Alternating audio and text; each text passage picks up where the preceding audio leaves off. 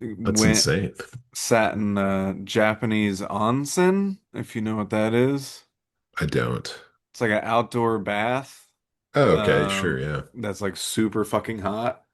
We weren't allowed in the public ones because we have tattoos, but they had like private ones set up. I So we thought you did were with the Yakuza, huh? pretty much, yeah. I took a lease out on your heart. I took a lease out on your heart. Can I at least have fun? Can I at least have fun? Can I at least have fun? Welcome back, everybody. We are Retro Appreciate You are the audience, and together we are on our quest for Dynasty Domination. How's it going over there, Daniel? Pretty good. Just climbing that island mountain of the Dynasty off season. Yep. Christian, how are you doing? I'm good. Just got back from Japan. Wonderful experience. Could not recommend it more to anybody that wants to go. Absolutely incredible place. But I'm back and I'm here to talk about some football. Unfortunately, AJ cannot join us this week, but hopefully we'll have him back next week as we continue the tournament. But we are going to start the Sweet 16 for the 2026 Dynasty Rookie Bracket. I don't know if that's copyrighted. We might not be Dude, allowed to we've say been that, doing it but for like 6 years. so I promise you, I looked and no one was doing this. When we started, no one was doing it. Other no, people yeah. are doing it now, but when we started, it was just us. Oh, I meant specifically the phrase Sweet 16. Like, I don't know if we're allowed Okay. to technically say that. But no, I know we were the first ones doing this because we're I'm just innovators. elbowing. Yeah, of course. I'm throwing bows over here, man. I'm ready. I'm a caged beast. All right. Well, let's take that energy and dive into we're gonna do four matchups for this episode. Gonna get through the Sweet 16 section of the South and the West. So we will start down south with the number one seed, KC Concepcion, wide receiver out of Texas A&M, going up against the number 13 seed who made it this far, running back Mike Washington Jr. out of Arkansas. I do think the Cinderella story for Mike Washington stops here, though, huh? Oh yeah, yep, I agree with that. Okay. It's been a good run. Yeah. No, it has been. I think he was a combine surprise for sure. A guy that we kind of dove into a little bit before Yep. the tournament started, but then really the combine and having the fastest 40 out of the RBs while being the second heaviest RB and the second highest burst score. That just impressed us a lot. Not enough to get over Concepcion, but he is to me, Mike Washington Jr. is the biggest swing you can take at RB outside of Love. Like I don't know that he'll end up being a superstar for you or that hyper useful, but if he does pop, he's got the traits to actually be really productive. Yeah, he really does. He seemed like an unpolished gemstone, you know? Hmm. Like I didn't know exactly. I had like hot and cold feelings watching Yeah. him, and I think I realized that it just doesn't it's a little disconnected. It's a little unrefined. Like Yeah. he starts his runs really well and has like that athleticism and his jump cuts and everything and good vision, but then once he gets past the line, he gets a little stiff and robotic, almost like he's running bag drills. Mm. But then when he gets clean, you see that speed, you know? Yeah, yeah. And it's crazy. You see it in his statistics. He had eight or nine touchdowns, eight on the ground, and one receiving in 2025.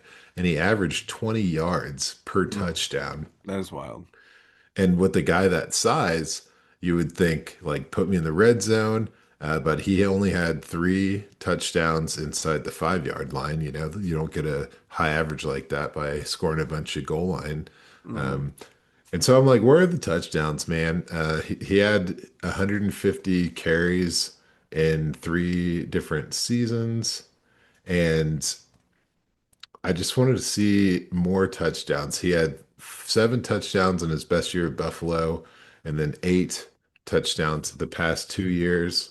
Obviously, he had the Arkansas year this past year, and then New Mexico State the previous year. So I'm like, big guy, obviously powerful, athletic, fast.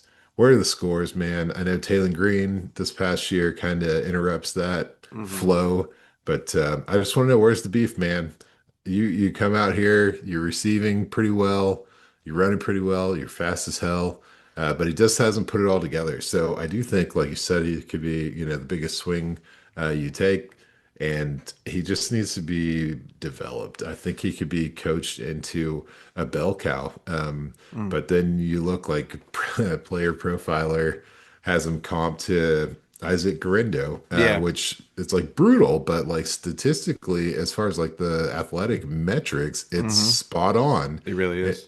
And does that bode well, Like what I don't know. Did you see I mean, like the disconnect, like he wasn't utilizing his traits consistently, like Yeah. cohesively. Well, I think it's that I see what you mean there, and you look at like his missed tackles force numbers, and they're okay, but you don't really see them on tape. It's all like Sure. him dusting people and like sometimes running through like arm tackles, and I think that's where it's getting counted. But you're not seeing him like juke anybody or really kind of create on his own. So it's like if those lanes aren't open for him. Um, and it's not like, oh, I can just run through one guy really quickly and take off, then he doesn't do much. And I think that's why the touchdown numbers on the shorter side don't happen as often because he doesn't really have that space to get out and to take advantage of his traits. And maybe that's something you could coach him into and like maybe he can develop because we've seen Garendo in the NFL like have some decent games and Sure. injuries have kind of derailed any sort of development that he might have had. So like that's why he's a big upside swing because if he does develop and he adds a little bit Yeah. more to his game, then holy shit, this hyper athleticism he has is gonna make him a really deadly weapon. But I do have concerns about like him being a more big play rotational piece at the next level as more than like say a three down guy. You look at stuff that is really cool, like 515 yards on breakaway runs, which is Mhm. awesome, but that's almost 50% of his production. And so it's like, okay, is that sustainable? Maybe, maybe not. He has like I said, he has the size and the speed and everything to make that sustainable. But it does also feel like a guy that I don't want to call him a one trick pony necessarily, but it is like kind of that because I feel like defenses can just kind of plan for what they're going to use him for at first. And maybe, like you said, maybe he develops into a three down guy and I adds a don't little know. more. But I'm a little worried about it. But that to me, the difference between him and all the other RBs kind of vying for that RB2 title, this class is really Jeremiah Love and then pick your poison. And Mhm. they all have detriments, but he's like one of the few that genuinely has game-breaking traits, whereas the other guys like are pretty good, they're solid at everything, or like Emmett Johnson, really good at missing, forcing missed tackles, doesn't really have the athleticism, or Jadarian Price is more just kind of a like all-around guy, who's maybe a bit undersized, but like is a really really solid back. But is he gonna break a game? Mike Washington can break a game, but it's just how consistently is that gonna be for your fantasy squad, and is it going to be worth a draft pick, especially because his name is one that's moving up the boards right now. Yeah, you're betting a lot on I think it has to be coaching because he's just Hmm. like the creativity, he's just too Yeah. robotic in space in the congested areas of the field. Hmm. Clean, yes. Behind the line of scrimmage, agility was there.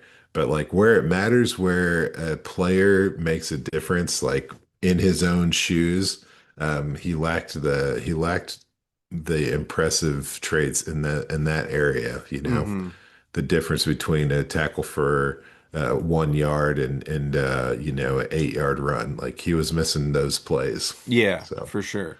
It was like big play or nothing, yeah. basically. Um, so yeah, but interesting guy, especially in like a weaker running back class. I think he's going to be a hot name, and we'll see where he lands. Okay. But unfortunately, the Cinderella story is over. Mike Washington Jr., you are done. Good job making it to the Sweet 16, though. Casey Concepcion moving on to the Southern bracket final. Good for him. The last matchup in the Southern bracket, Sweet 16 is going to be our number 3 seed, Eli Stowers, tight end out of Vanderbilt, going up against the number 2 seed, Jeremy Bernard, wide receiver out of Alabama. We knew the Sweet 16 was going to get tighter, and this was one of those matchups that was really, really hard for me, especially with the rumor mill going around that some teams are looking at Stowers as a potential wide receiver convert, Right. dropping him down a little bit in weight and kind of adding him to the wide receiver room, which I think throws another wrinkle into this that makes it difficult to figure out. Yeah, that does make it difficult to figure out. I don't want uncertainty here, Yeah. especially in this class. It's the tight end class has depth, but it doesn't have your traditional like obviously this player works on every offense, kind of like Mm, your Tyler Warren type guys, or you go back to your Laportas and your Bowers. Like those guys were, copy and paste them into any team on the NFL and they're going to be productive, they're going to be successful. I look at this class and it's like none of them jump off as like, traditional utilization. You have a player like this with extreme athleticism, just completely putting himself way at the top of the list, near the top of the list, I guess, just through the combine alone, even though he was the John Mackey Award winner. hmm But now we're speculating a position change this late in the game. I don't think that adds any fuel to the fire for hmm Stowers. So I got to go with Bernard as the winner in this matchup. That's kind of where I landed too, and a lot of it does have to do with those rumors. Like it's one of those things. Like it could even help Stowers at the next level to transition to a wide receiver potentially. But like to me, if that's their plan, and even if he is just a tight end, depending on what offense he's in, he's going to take more time. Whereas Right. Bernard is a guy I think shows up at the NFL and can contribute right away. Like he's got the skill set to just instantly make an offense better. Is he like a superstar wide receiver? I don't tend to think so. He kind of fits into another one of these like bigger slot guys at the immediate level. I think he can do like a lot of everything. Got strong routes, a lot of heady moves in his arsenal. And I think a lot of teams are going to like his consistency. He's only had 4 drops in his entire career. So he's a guy that I think shows up, but he also to me is like the most obvious wide receiver two ever, you know? Hmm. And so it goes to like, oh, do you want to take a swing on a solid wide receiver two or a tight end that has legit receiving chops? And that's a tough question. And then you throw in the wrinkle of like, oh, is a team going to try to make Stowers like a giant slot receiver in his rookie year and see what they can do with him? So I also went with Bernard. I do like Stowers. I'm just not sure I like him everywhere. Whereas Bernard, I do think just kind of slides in wherever, and maybe his ceiling isn't quite as high as what Stowers could be, but his floor is a lot higher in my opinion. But when you look at Stowers, I mean, he is the epitome of a receiving threat tight end, if that's what the NFL wants to do with him.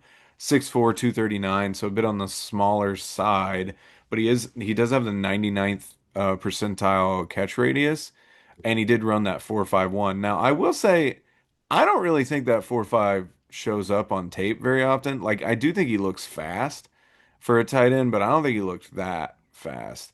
Maybe that was just me, but I do think he moves quickly through the defenses, and he's obviously a massive matchup nightmare potentially, being able to outspeed these linebackers and jump over corners and stuff.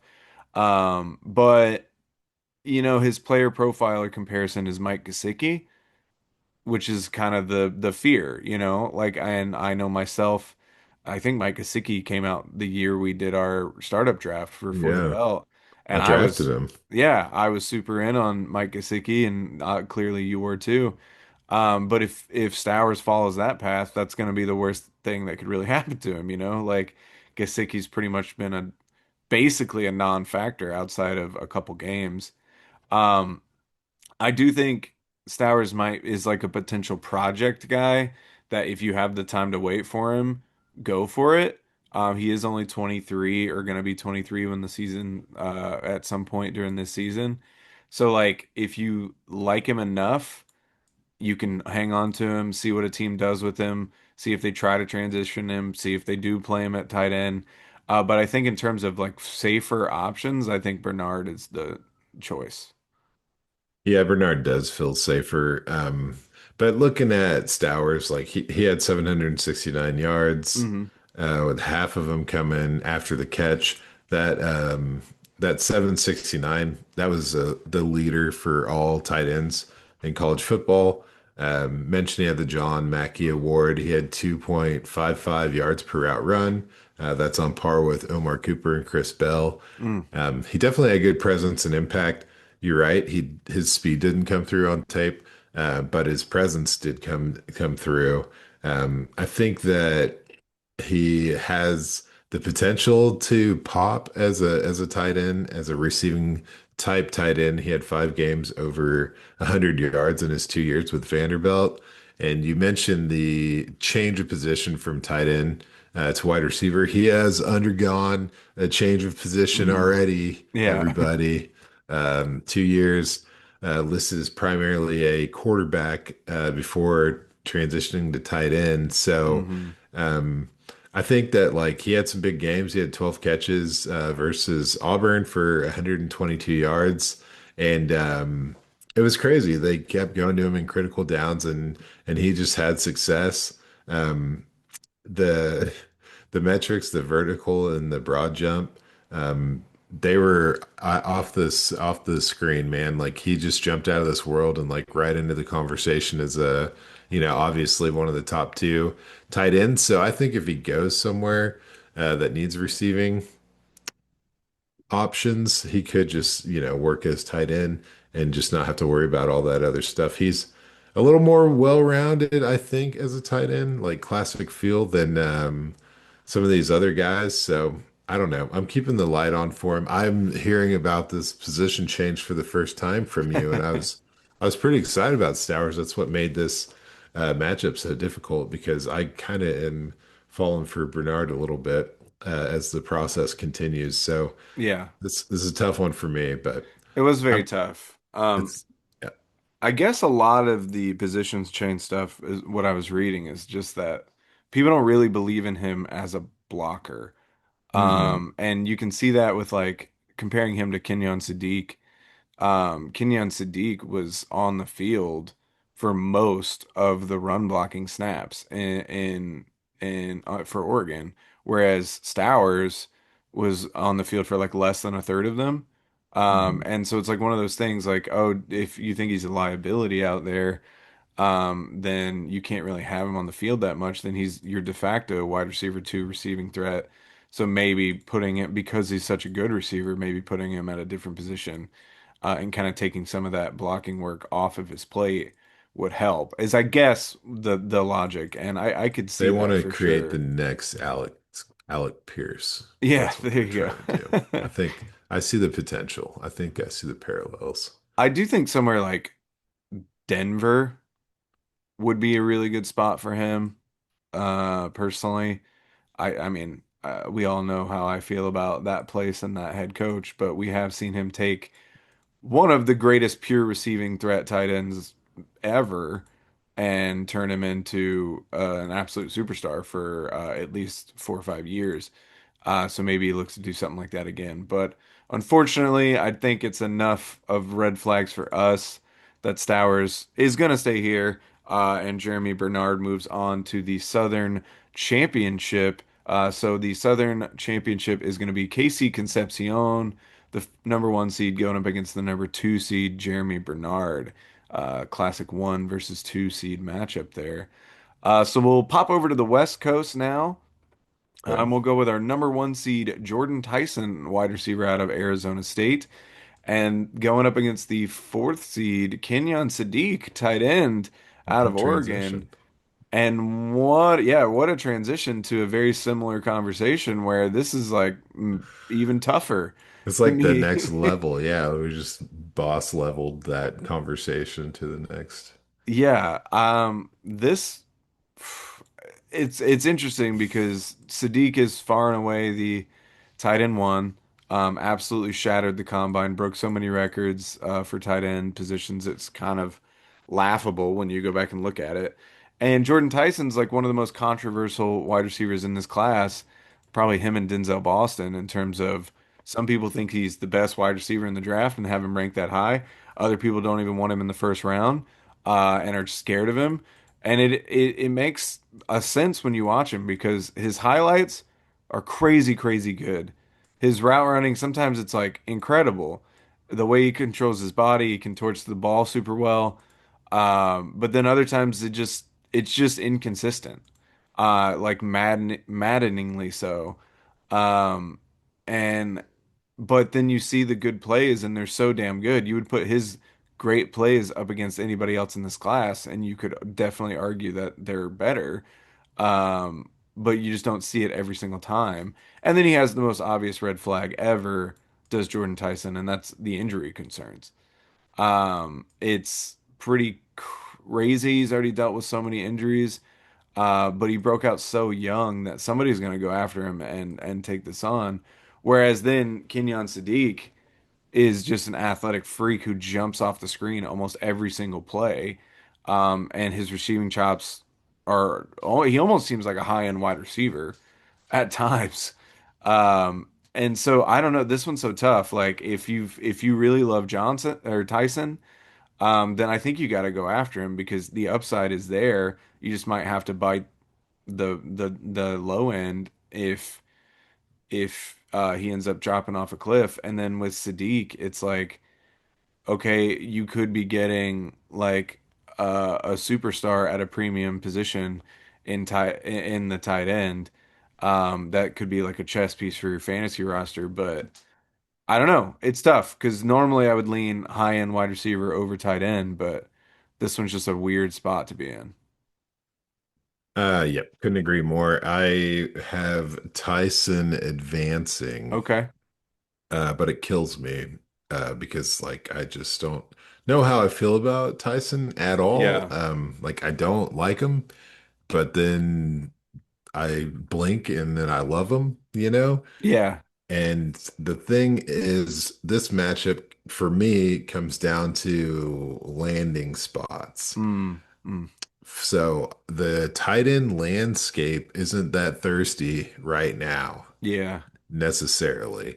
And the teams that could use a nice tight end, like Tennessee and Miami, they don't have, I'd say their draft capital is too high for Sadiq, Yeah. and their other needs are too great for Sadiq. And you mentioned Denver recently. Like they don't have a first round pick, so they're kind of Mm, out of the Sadiq market. yeah. So for me, it's like we're gonna end up with freaking like Philadelphia taking Sadiq, Mm, and it's just gonna be weird. Whereas Tyson, he's fallen in as probably the number four in this class for wide receivers, and so he falls right into, the competitor draft capital, like the 20s to 30s in the first round, where like he could slot straight into high utilization, good organization, quality quarterback play, and just, get healthy, showcase what he's good at, and just take off. He could be the best wide receiver in this class and a fantasy stud, yeah. like without even getting that creative with the imagination. So for that, I just anticipate kind of a disappointing landing spot for Sadiq, and for that reason, and just the upside of Tyson even though I'm not sold on him. Hmm. I went that direction, man. That's where I'm at. Yeah, no, I completely hear what you're saying. It does seem like Sadiq's in a weird spot in terms of where he's going to land, and then you bring up like the mock draft database Oh yeah, for Jordan Tyson, and you're looking at the Rams are often there, the Ravens, yep, the Jets, the Browns, which those two aren't amazing, I suppose, yep. but there's more opportunity. And then when you look at Sadiq, I'll pull him up real quick as well. Um, well, if I can do it. No, my computer's gonna freeze. So that's fun Okay, podcasting. But no, yeah, you're you look at good. Sadiq and it's like a little bit, People are giving him to the Panthers a lot. yeah, which is like not super intriguing. I've seen him go to the Chiefs a few times, which would be a weird pick in my opinion for the Chiefs. It's a little high there. Yeah, at 10. Okay, yeah, my stuff's not loading, so it doesn't matter. The point stands that it's just kind of a weird landing spot for him potentially, whereas like you said, Jordan Tyson, even if you're not super sold on him, is likely to get a better one.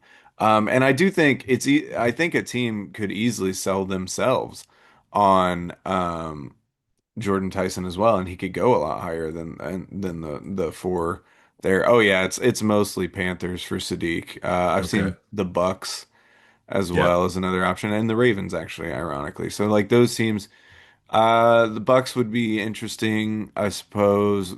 I'm not sold on the Panthers, and then it would feel like you're kind of replacing Isaiah Likely with high end Isaiah Likely, which I guess would be cool for the Ravens, yep, but I don't know. Mark Andrews still there. Doesn't matter. But yeah, I mean Jordan Tyson, it'll be interesting because I had Sadiq, but I had Sadiq with a question mark.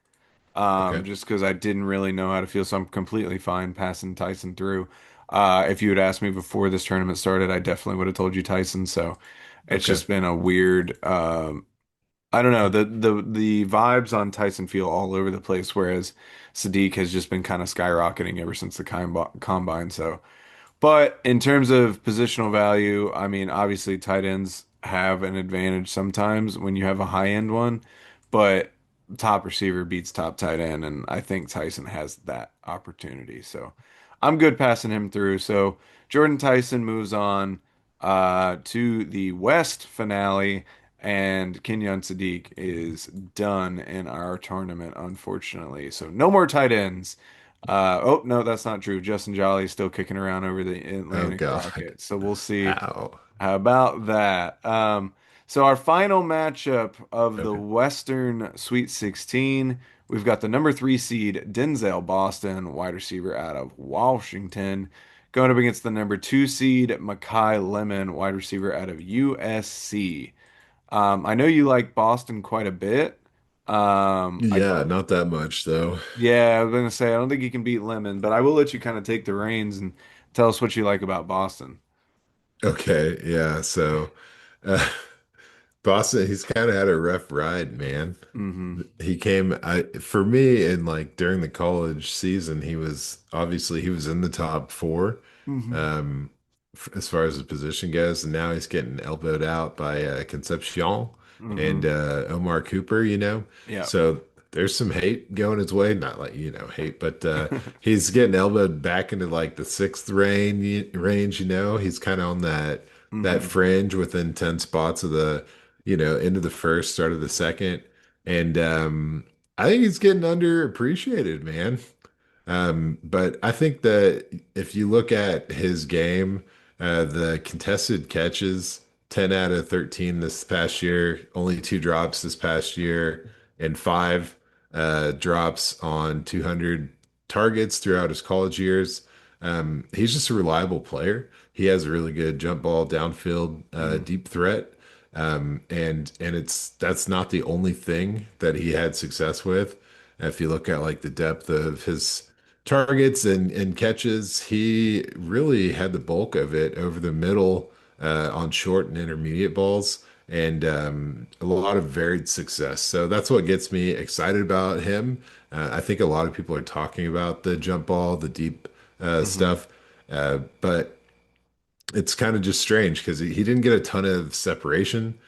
He just won at the catch point, but he is a player that knew how to, work the middle of the field to get where he needed to be, to position himself for good underneath work. And I think that's what it takes to be successful at the next level. You see the deep guys, and they might have pop games, boom bust, but for Boston, I think he's more well-rounded and very underrated for what he's currently getting credit for. And I don't even know if he's even a first round guy in the mock draft world anymore. If he is, he's fringe. Very, Yeah. very tail end of the first round. I feel like I've seen him go to like the Bills a lot. But Okay. so that would So a be couple of months interesting. ago, he was like being mocked straight to, like Pittsburgh, Yeah, right there at 21, and now, yeah, he's not even on the map for. He's going to be the top of the second round. Hey, yeah. Chiefs take him at 40. I'll take that. There you But go. it's like back-to-back years of exact same stat lines at Washington, Mhm. with about 60 catches, about 800 yards, and about 10 touchdowns for both years. After that pack of wideouts came and went through Washington, he kind of took over after that, and he was no Odunze, but I think he impressed. I think he's consistent, and I think he has a lot of potential, and he's kind of turning into a sleeper at this point. Yeah, I think it has a lot to do with like he just doesn't have the like explosive traits that people get really excited about in the draft. Like his long speed's not that great, and then he didn't run at the combine, and But then also didn't run it as pro day, mhm. which I think people find concerning.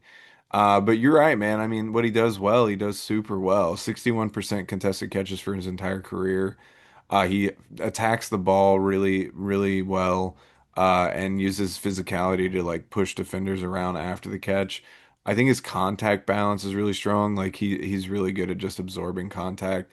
And I think he can be a true red zone weapon, like 20 touchdowns in 2 years, like you're talking about. Just really, really consistent.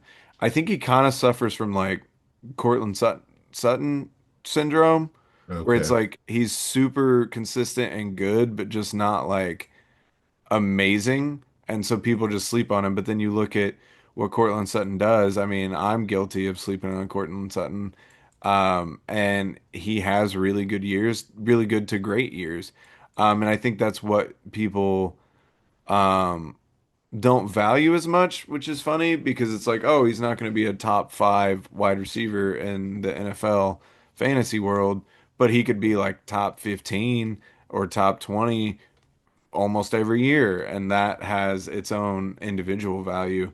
And I think that's where Denzel Boston kind of sits in my mind. But that's really good. Whereas I think some people look at him and they go, "Oh, well, give me the Concepcions or the Coopers or the Lemons of the world that look super fancy, flashy, look super explosive, and are always super separated." Whereas Denzel Boston, he's doing a lot of dirty work. He's doing a lot of contested catches, um, but that has its own value, and I think he will score touchdowns at the next level. So I mean, Yeah. he has extremely good concentration. If you want to, like that Colorado State touchdown in the back of the end zone where it's like getting swatted around and he still ends up coming down with the ball, like that's what you're going to get out of Denzel Boston. And I do think he's being slept on a bit. I think he should be a first round wide receiver. And I think a late end team is going to get a really solid receiver here. I agree. I agree. I think he could have the kind of like Quentin Johnston-esque usage role, like Okay. out the gate and grow off of that. So Yeah. I'm interested. I'm still intrigued. I'm still holding on my lanterns at this tea party. Well, I'm with you. I haven't got off Boston, but not enough to beat Lemon, who I'm pretty high on. So, Makai Lemon is moving on to the West finale, and Denzel Boston, your tournament is over here. So, our West final is going to be Jordan Tyson going up against Makai Lemon. Oof, Spicy, spicy matchups. sour. pairing that with another wide receiver matchup in the South with Casey Concepcion and Jeremy Bernard. So we are gonna call it there and move on to the Atlantic and Midwest for the next episode. And our Elite Eight will be set when we're done with that. But until then, we've been Rough Draft Research. You've been the audience, and we'll see you next time. Yeah, have a good one. I took a lease out on your heart.